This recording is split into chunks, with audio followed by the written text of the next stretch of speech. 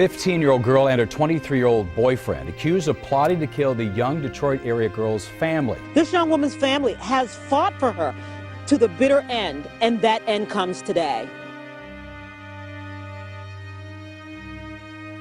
Are you ready to meet a group of the most dangerous girls in prison who traded in their toys and high school drama for a not-so-adorable orange jumpsuit and a set of handcuffs? Yep, these kids are not your typical troublemakers. They found themselves behind bars, and their crayon days are long gone.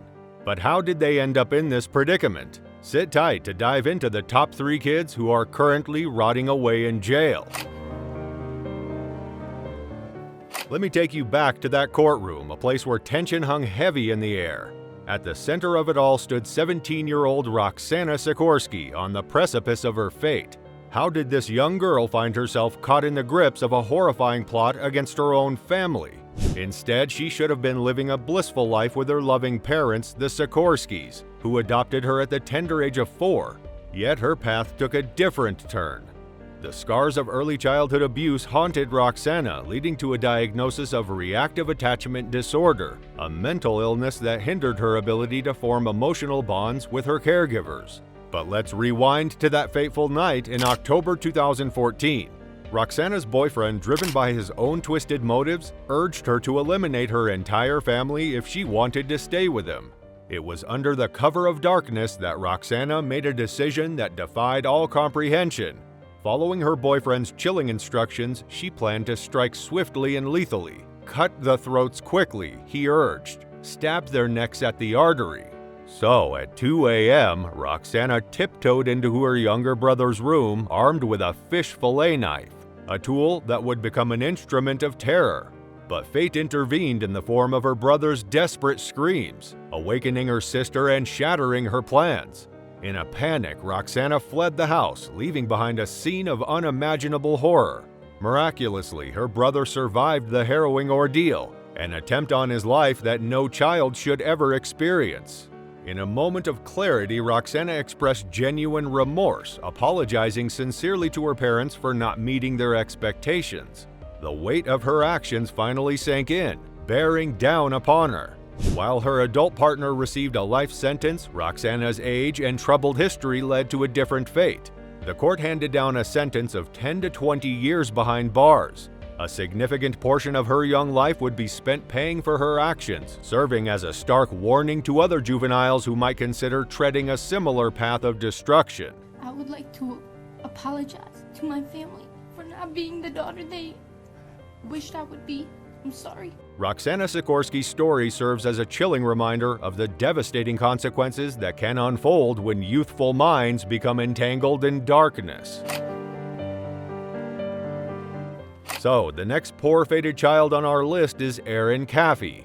Her name has become synonymous with one of the most heinous murders in American history, sending shivers down the spines of those who can still recall the events that unfolded in the quiet town of Alba, Texas, back in 2008. Erin, just 16 years old at the time, played a pivotal role in a crime that would ultimately condemn her to a lifetime behind bars. Erin Caffey's horrific tale revolves around murder and betrayal. In 2008, she conspired with her boyfriend and 2 others to meticulously plan and execute the murder of her entire family. The crime was driven by her parents' disapproval of her relationship. Erin actively participated in the planning, providing crucial information. After fleeing the scene, she and her boyfriend were captured and sentenced to life in prison. This shocking crime garnered national attention and has been featured in documentaries and TV shows. Erin, born in Alba, Texas in 1991, was just 16 at the time, hailing from a devout family actively involved in their community.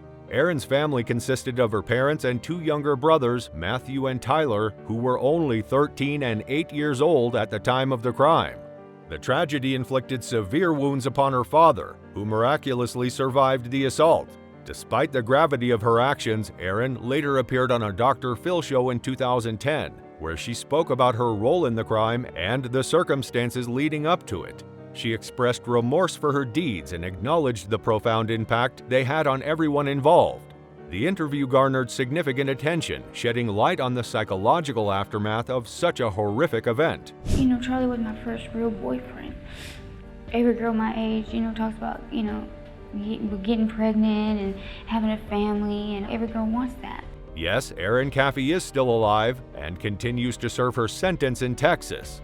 Yet her tale is not an isolated incident. There is more in our journey through the lives of 3 troubled individuals who have found themselves entwined with the law. So, buckle up, because we're about to dive into the next chapter, where a different narrative awaits. Furthermore, to delve into untold stories that remain uncovered by the media, remember to click the subscribe button without delay. Continuing with the chilling stories of tragedy, we now turn our attention to the gruesome murder of Daniel Halseth, a Las Vegas father who met a violent end at the hands of his own daughter, Sierra Halseth, and her boyfriend, Aaron Guerrero.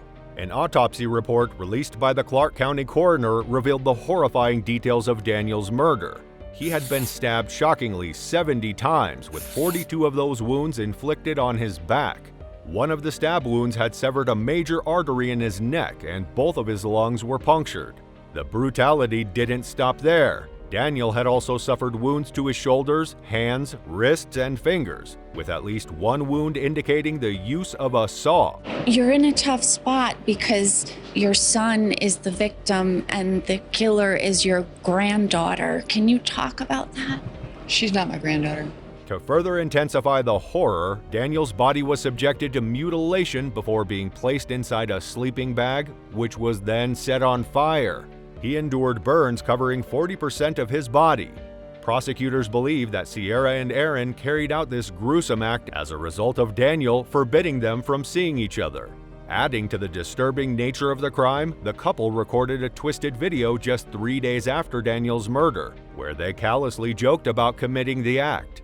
The discovery of a video after their arrest showed Sierra and Aaron together in a tent displaying affection. Welcome back to our YouTube channel. Day 3 after murdering somebody. Whoa! Concerned about Daniel's well-being, his elderly mother alerted the police, leading to the discovery of his lifeless body. Law enforcement found evidence in Daniel's home, including a new chainsaw, a bloody circular saw, and other tools used in the crime. Further investigation revealed that Sierra and Aaron had been dating and had plans to run away to Los Angeles, which their parents intervened in. They were eventually arrested in Salt Lake City, Utah, and surveillance footage linked them to the purchase of the weapons and supplies. The prosecution is considering seeking the death penalty for Aaron, while Sierra, due to her age, is exempt. This tragic murder highlights the dark potential within individuals and the betrayal of a father-daughter bond, emphasizing the need for justice to bring solace to those affected. If you enjoyed this video and want to learn more, make sure to hit that subscribe button and turn on notifications so you never miss an episode. And don't forget to leave a comment below sharing your thoughts, suggestions, or even your favorite notorious woman from history. We love hearing from you.